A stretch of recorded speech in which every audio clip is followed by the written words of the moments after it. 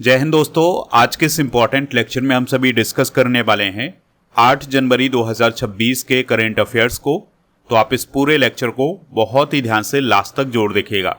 Last में आपसे question पूछा जाएगा जिसका आंसर कमेंट बॉक्स में बताना है। तो चलिए आज का पहला और इम्पॉर्टेंट क्वेश्चन डिस्कस करते हैं। पहला क्वेश्चन क्या है? उत्तर प्रदेश सरकार ने दृष्टि बाधित लोगों के लिए पहली ब्रेल लाइब्रेरी कहाँ खोली है? आंसर हो जाएगा लखनऊ में। तो उत्तर प्रदेश की राजधानी लखनऊ में दृष्टि बाधित लोगों के लिए पहली ब्रेल लाइब्रेरी खोली गई है। तो दोस्तों यह लाइब्रेरी डॉक्टर शकुंतला मिश्रा राष्ट्रीय पुनर्वास विश्वविद्यालय में स्थापित की गई है और इसमें 4000 से अधिक ब्रेल किताबें उपलब्ध हैं, यानी कि जो किताबें हैं वो ब्रेल लिपि में हैं। अब हम जानते हैं ब्रेल लिपि के बारे में। तो दोस्तों ब्रेल लिपि वो लोग इस्तेमाल करते हैं जो देख नहीं पाते हैं या दृष्टि बाधित होते हैं। तो इस लिपि का इस्तेमाल उंगलियों से छू करके किया जाता है, यानी इसको उंगलियों से छू करके पढ़ा जाता है। इसमें उभरे हुए बिंदु होते हैं। आपको याद रखना है कि लुई ब्रेल ने 1824 में इस लिपि का आविष्कार किया था और ब्रेल लिपि दिवस हर साल 4 जनवरी को मनाया जाता है। इस बात को भी आप नोट कर लें। उत्तर प्रदेश की बात हुई है तो इससे रिलेटेड कुछ इंपॉर्टेंट करेंट अफेयर्स डिस्कस करते हैं। तो अभी हाल ही में सरकार ने उत्तर प्रदेश के पार्वती अर्गा पक्षी अभ्यारण्य को पर्यावरण संवेदनशील क्षेत्र घोषित किया है। उत्तर प्रदेश के गोरखपुर में भारत का पहला वन विश्वविद्यालय बनेगा। शशि प्रकाश गोयल यूपी के नए मुख्य सचिव बने हैं। भारत की पहली विस्टाडोम जंगल सफारी ट्रेन यूपी में शुरू की गई है। यूपी में कल्याण सिंह नगर नाम का एक नया जिला बनेगा जो कि 76वां जिला होगा यूपी का। महायोगी गुरु गोरखनाथ आयुष विश्वविद्यालय का उद्घाटन गोरखपुर में किया गया है। कानपुर में घाटमपुर ताप विद्युत परियोजना का उद्घाटन हाल ही में हुआ है। उत्तर प्रदेश की पहली डबल डेकर इलेक्ट्रिक बस का शुभारंभ लखनऊ में किया गया है। अगला क्वेश्चन है, पेरू में किस कीट को दुनिया में पहली बार कानूनी अधिकार प्रदान किए गए हैं? आंसर हो जाएगा डंक रहित मधुमक्खियां, यानी पेरू देश में जो डंक रहित मधुमक्खियां हैं उन्हें कानूनी अधिकार प्रदान किए गए हैं। इसका मतलब ये है कि इन मधुमक्खियों को अपने अस्तित्व, फलने फूलने और संरक्षण का अधिकार प्रदान किया गया है। और ये जो अधिकार प्रदान किया गया है इसके लिए सतीपो और नाउटा नगर पालिकाओं ने कानून पास किए हैं। तो पेरू देश की जो सतीपो और नाउटा नगर पालिका हैं इन्होंने इसके लिए कानून भी बनाया है। तो डंक रहित मधुमक्खियां दुनिया के पहले ऐसे कीट बन गए हैं जिन्हें इस प्रकार का दर्जा दिया गया है। आपको याद रखना है कि पेरू के क्षेत्र में डंक रहित मधुमक्खियां लगभग 80 मिलियन साल से मौजूद हैं। ये मधुमक्खियां डायनासोर के समय से ही जंगलों को परागण में मदद करती हैं। परागण मतलब जो फूलों में परागण होता है ना, परागकण एक स्थान से दूसरे स्थान तक ले जाने का जो काम होता है वो मधुमक्खियों के द्वारा किया जा रहा है। पेरू के बारे में अगर हम बात करें तो यह दक्षिण अमेरिका महाद्वीप का एक देश है। लीमा इसकी राजधानी है और राष्ट्रपति हैं जोस जेरी। प्रधानमंत्री है एर्नेस्टो अल्वारेस मिरांडा और आधिकारिक भाषा है स्पेनिश। और दुनिया की सबसे ऊंची नौगम्य झील जिसका नाम है टिटिकाका, ये झील इसी देश में है। इसके अलावा दोस्तों ये जो टिटिकाका झील है ये बोलिविया देश में भी है, यानी कि पेरू और बोलिविया के बॉर्डर पर है। पेरू में एंडीज पर्वतमाला भी है, इस बात को भी आप याद रखिएगा। अगला क्वेश्चन है, भारतीय सेना ने किस वर्ष को नेटवर्किंग एवं डेटा केंद्रितता का वर्ष घोषित किया है? आंसर हो जाएगा 2026 को। तो दोस्तों भारतीय सेना ने वर्ष 2026 को नेटवर्किंग एवं डेटा केंद्रितता का वर्ष घोषित किया है। इसका उद्देश्य है डेटा को एक प्रमुख परिचालन संसाधन बनाना और डिजिटल एकीकरण यानी डिजिटल इंटीग्रेशन को सभी सैन्य स्तरों पर लागू करना, रियल टाइम डेटा साझा करना और डेटा आधारित निर्णय प्रक्रिया, यह इसका उद्देश्य है। अब हम भारतीय सेना के बारे में अगर हम बात करें तो इसका पुनर्गठन 1947 में हुआ था और इसकी औपचारिक स्थापना 1 अप्रैल 1895 में हुई थी। सेना दिवस 15 जनवरी को मनाया जाता है। स्वतंत्र भारत के पहले भारतीय सेना प्रमुख कौन थे? Field marshal KM Cariappa. और भारत के राष्ट्रपति सर्वोच्च कमांडर होते हैं तीनों सेनाओं की, इस बात को आप याद रखिएगा। आदर्श वाक्य क्या है? स्वयं से पहले सेवा यानी सर्विस बिफोर सेल्फ। वर्तमान में सेना प्रमुख कौन है? जनरल उपेंद्र द्विवेदी। वर्तमान में CDS कौन है? जनरल अनिल चौहान। भारतीय वायुसेना के प्रमुख कौन है? Air chief marshal Amarpreet Singh. नौसेना के प्रमुख कौन है? एडमिरल दिनेश कुमार त्रिपाठी। अगला क्वेश्चन है, भारत सरकार ने चीनी नागरिकों के लिए कौन सा नया इलेक्ट्रॉनिक बिजनेस वीजा शुरू किया है? आंसर हो जाएगा EB4 वीजा। तो दोस्तों, भारत ने चीनी नागरिकों के लिए एक नया इलेक्ट्रॉनिक बिजनेस वीजा शुरू किया है जिसका नाम है EB4 वीजा। इसका उद्देश्य व्यापारिक यात्रा को सरल और सुव्यवस्थित बनाना, यानी कि यह वीजा चीनी व्यापार यात्रियों के लिए बनाया गया है ताकि वे भारत में आसानी से आकर व्यावसायिक कार्य कर सकें। ठीक है, तो आपको याद रखना है कि EB4 वीजा का संबंध किस देश से है?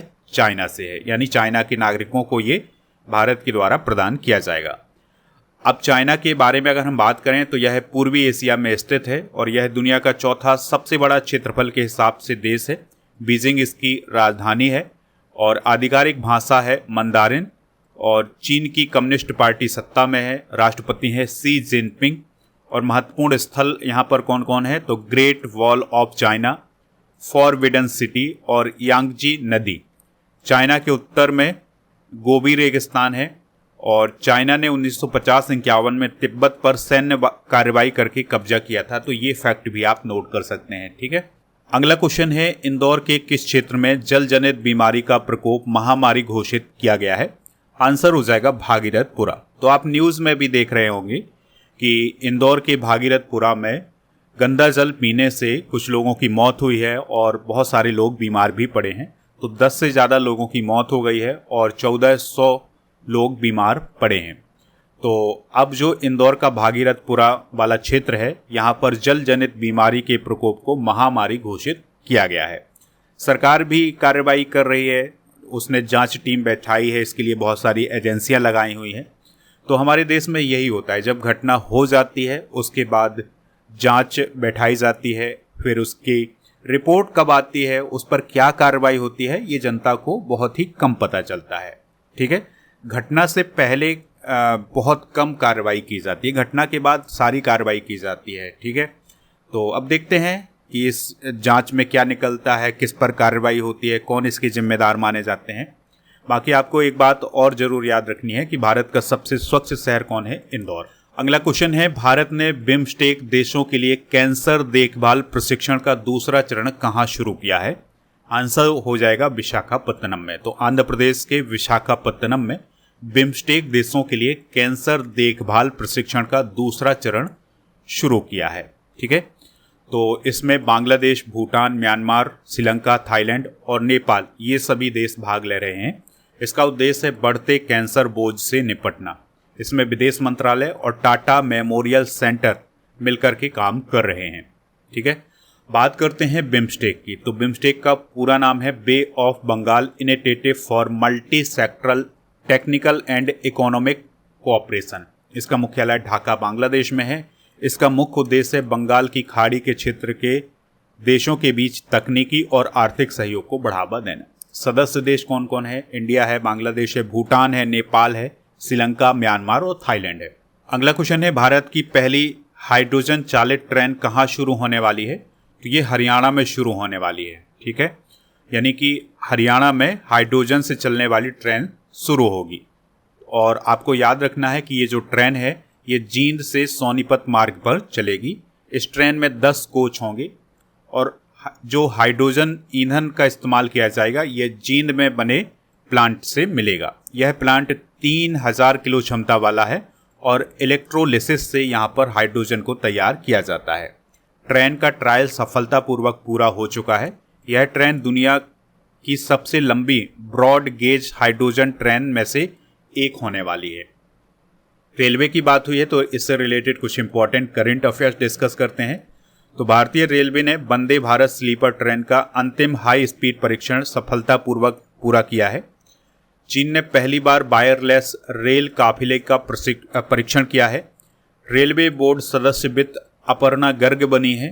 नमो भारत ट्रेन भारत की सबसे तेज गति की ट्रेन बनी है जिसकी स्पीड 160 किलोमीटर प्रति घंटे है।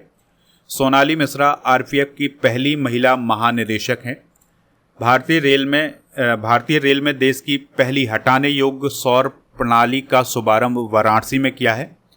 भारतीय रेलवे ने एशिया की सबसे लंबी मालगाड़ी रुद्रस्थ का ट्रायल हाल ही में पूरा किया है। अगला क्वेश्चन है, शिक्षा मंत्री धर्मेंद्र प्रधान जी ने कितनी साहित्यिक कृतियों का विमोचन किया है? तो हाल ही में उनके द्वारा 55 साहित्यिक कृतियों का विमोचन किया गया है। और ये जो साहित्यिक कृतियां हैं, जो साहित्य की प्रसिद्ध पुस्तकें हैं, वो तमिल, तेलुगु, मलयालम, कन्नड़ और उड़िया भाषा की हैं। ठीक है। इसके अलावा उनके द्वारा तिरुक्कुरल का सांकेतिक भाषा संग्रह भी जारी किया गया है। जो तिरुक्कुरल है वो तमिल कवि तिरुवल्लुवर की रचना है, जिसमें नैतिकता, राजनीति, अर्थशास्त्र और प्रेम पर दोहे हैं। अगला क्वेश्चन है, भारत ऊर्जा सप्ताह 2026 का आयोजन कहाँ किया जाएगा? तो ये गोवा में किया जाएगा। ठीक है। तो दोस्तों, भारत ऊर्जा सप्ताह का आयोजन 27 जनवरी को गोवा में होगा। कार्यक्रम में सरकारी अधिकारी, उद्योग जगत के प्रमुख शामिल होंगे। इसके अलावा निवेश को बढ़ावा देने पर भी चर्चा होगी और इसमें अमेरिका, यूरोप, मध्य पूर्व, अफ्रीका और एशिया प्रशांत क्षेत्र के प्रतिनिधि मंडल भी इसमें शामिल होने जा रहे हैं। और आपको एक बात और याद रखनी है कि जो अंतर्राष्ट्रीय ऊर्जा एजेंसी है उसके अनुसार भारत अकेले 2050 तक वैश्विक ऊर्जा मांग से 23% से अधिक वृद्धि करेगा। तो ये डाटा जरूर आप नोट कर लें। अगला क्वेश्चन है, भारतीय सेना ने सूर्यास्त्र रॉकेट प्रणाली खरीदने के लिए किस कंपनी के साथ समझौता किया है? आंसर हो जाएगा NIBE लिमिटेड, पुणे। तो दोस्तों, भारतीय सेना ने 293 करोड़ रुपए में सूर्यास्त्र रॉकेट प्रणाली खरीदने के लिए समझौता किया है और ये पुणे की निजी कंपनी NIBE लिमिटेड से समझौता किया गया है। और जो सूर्यास्त्र प्रणाली है इसमें इजराइल भी सहयोग कर रहा है। आपको याद रखना है कि जो सूर्यास्त्र प्रणाली है यह भारत की पहली मल्टी कैलिबर रॉकेट लॉन्चर प्रणाली है। इसमें अलग अलग प्रकार के रॉकेट दागे जा सकते हैं। इसकी जो मारक क्षमता है वो 150 से 300 किलोमीटर तक है और लक्ष्य से 5 मीटर से भी कम अंतर पर यह वार कर सकती है। कुछ और इम्पॉर्टेंट करंट अफेयर्स डिस्कस करते हैं। तो भारतीय सेना 15 जनवरी 2026 को अपना 78वां सेना दिवस मनाएगी। भारतीय सैनिक अब सेना की सोशल मीडिया पॉलिसी के अनुसार व्हाट्सएप, टेलीग्राम। चलिए कुछ और इम्पॉर्टेंट करेंट अफेयर्स डिस्कस करते हैं। तो भारतीय सेना 15 जनवरी 2026 को अपना 76वां सेना दिवस मनाएगी। भारतीय सैनिक अब सेना की सोशल मीडिया पॉलिसी के अनुसार WhatsApp, Telegram, Instagram, x, LinkedIn जैसे प्लेटफॉर्म आदि का सीमित उपयोग कर सकते हैं। भारतीय सेना ने AI और सॉफ्टवेयर रक्षा परियोजनाओं के लिए नेताजी सुभाष प्रौद्योगिकी विश्वविद्यालय के साथ समझौता किया है। 1 दिसंबर को बंगाल की खाड़ी में भारतीय सेना ने ब्रह्मोस मिसाइल का सफल परीक्षण किया था। भारतीय सेना ने नई दिल्ली में चाणक्य डिफेंस डायलॉग 2025 का आयोजन किया था। भारतीय सेना ने भविष्य के युद्धों और सीमा सुरक्षा को मजबूत करने के लिए रुद्र ब्रिगेड लॉन्च की है। भारतीय सेना ने स्वदेशी सक्षम एंटी ड्रोन ग्रिड हाल ही में लॉन्च किया है। तो ये थे आज के करंट अफेयर्स के क्वेश्चन। आप स्टडी करके ऐप को इंस्टॉल करें, जिसका लिंक डिस्क्रिप्शन बॉक्स में है। तो यहाँ पर प्रीमियम कोर्स वाला ऑप्शन मिलेगा, जहाँ पर लूसेंट जीके फाउंडेशन सीरीज मिल जाएगी, जो कि मेरी सीरीज है, जिसमें हम लूसेंट को बहुत ही सरल तरीके से डिस्कस करने वाले हैं। पूरी लूसेंट डिस्कस करेंगे। तो आप इस कोर्स को ज़रूर ज्वाइन करें। अगर आप इसको अभी ज्वाइन करते हैं तो इसके लिए कूपन कोड यूज करना है लूसेंट 500। तो आपको इसमें छूट मिल जाएगी। इसकी वैलिडिटी होगी 3 साल की। इसमें हम Indian constitution, history, geography, economy, science, sports, miscellaneous, science and technology, computer, ये सभी पढ़ने वाले हैं। यानी जो भी लूसेंट में है वो सभी पढ़ेंगे। अगर आपको इस कोर्स के बारे में ज़्यादा जानकारी प्राप्त करनी है तो आप इस नंबर पर भी संपर्क कर सकते हैं। और इस कोर्स के साथ आपको फ्री मिलेगा 18,000 से अधिक topic by subject by test series. 12 महीने यानी जनवरी से दिसंबर तक की मंथली टेस्ट मिल जाएंगे। मंथली करेंट अफेयर्स की ई बुक भी आपको इसी कोर्स के साथ मिल जाएगी। इसके अलावा दोस्तों ऐप पर टेस्ट सीरीज वाला ऑप्शन मिलेगा, जहां पर आपको 12 महीने के करंट अफेयर्स की टेस्ट सीरीज, 10,000 से अधिक topic wise all subject GK GS के क्वेश्चन की test series, computer special test, daily current affairs का टेस्ट, करंट अफेयर्स का मॉक टेस्ट आपको मिलेगा। तो इन सभी को जाकर के प्राप्त कर सकते हैं। कॉम्बो पैक मिल जाएगा तो कॉम्बो पैक भी आप प्राप्त कर सकते हैं, काफ़ी इंपॉर्टेंट पैक है ये। तो प्रीमियम कोर्स वाले ऑप्शन पर आपको ये कॉम्बो पैक मिलेंगे और ई बुक वाले सेक्शन पर आपको मंथली करेंट अफेयर्स की ई बुक मिल जाएगी और ई बुक वाले सेक्शन पर ईयरली करेंट अफेयर्स की ई बुक भी आपको हिंदी इंग्लिश दोनों मीडियम में मिलेगी। प्रीमियम कोर्स वाले ऑप्शन पर आपको राजा गुप्ता सर का जो अर्जुन जीएस फाउंडेशन बैच है ये मिल जाएगा। इस बैच को अगर आप अभी ज्वाइन करना चाहते हैं तो उसके लिए कूपन कोड यूज करें न्यू ईयर 900। इस कोर्स की भी वैलिडिटी 3 साल की है और इसमें भी वही सब फ्री मिलने जा रहा है। टेस्ट सीरीज, ई बुक वगैरह ये सभी आपको फ्री मिलेगा। GK GS foundation complete online batch आपको ऐप पर मिलेगा। चलिए कल के करंट अफेयर्स को रिवाइज करते हैं। तो भारत के पहले स्वदेशी प्रदूषण नियंत्रण पौध का नाम क्या है जिसे इंडियन कोस्ट गार्ड में शामिल किया गया है? समुद्र प्रताप। हाल ही में नृत्य कला निधि पुरस्कार किसे मिला है? उर्मिला सत्यनारायणन को। कृषि मंत्री शिवराज सिंह चौहान के अनुसार भारत किस फसल के उत्पादन में सबसे बड़ा उत्पादक बना है? चावल। खुद बात ए मोदी, लाल किले की फसील से पुस्तक का विमोचन किसने किया है? धर्मेंद्र प्रधान। केंद्रीय पर्यावरण मंत्रालय की विशेषज्ञ समिति ने कलई सेकंड जल विद्युत परियोजना को किस राज्य में मंजूरी दी है? अरुणाचल प्रदेश। हाल ही में कहां मानव रेबीज को अधिसूचित करने योग्य बीमारी घोषित किया जाएगा? दिल्ली। इफ्को साहित्य सम्मान 2025 से किसे सम्मानित किया गया है? मैत्रेयी पुष्पा। खेलो इंडिया बीच गेम्स 2026 का आयोजन कहां शुरू हुआ है? द्वीप। और भारतीय खाद्य निगम के नए अध्यक्ष और प्रबंध निदेशक कौन बने हैं? रविंद्र कुमार अग्रवाल। किस राज्य ने स्थानीय निकाय चुनावों में भाग लेने के लिए 2 बच्चों की अनिवार्यता को समाप्त किया है? तेलंगाना। आज के जनरल नॉलेज के पिटारे में संविधान के प्रमुख अनुच्छेद डिस्कस करेंगे। तो अनुच्छेद 33 की बात करें तो इसमें सशस्त्र बलों आदि के संबंध में मौलिक अधिकारों का संसद द्वारा संशोधन बताया गया है। 34 में मार्शल लॉ के समय मौलिक अधिकारों पर प्रतिबंध बताया गया है। 35 में मौलिक अधिकारों को प्रभावी बनाने हेतु विधायिका की शक्ति। 36 में राज्य के नीति निर्देशक तत्वों की परिभाषा बताई गई है। 37 में राज्य के नीति निर्देशक तत्वों का अनुपालन। 38 में लोक कल्याण के लिए सामाजिक व्यवस्था। 39 ए में समान न्याय और निःशुल्क विधिक सहायता। 40 में ग्राम पंचायतों का गठन, काफ़ी इम्पॉर्टेंट है, पूछा भी गया है एग्जाम में। 41 में कार्य शिक्षा और सार्वजनिक सहायता का अधिकार। 42 में कार्य की न्याय संगत और मानवीय दशाएं एवं मातृत्व राहत। 43 में श्रमिकों के लिए जीवन निर्वाह योग्य वेतन और 43 ए में उद्योगों के प्रबंधन में श्रमिकों की भागीदारी। 44 में समान नागरिक संहिता यानी यूसीसी का वर्णन किया गया है।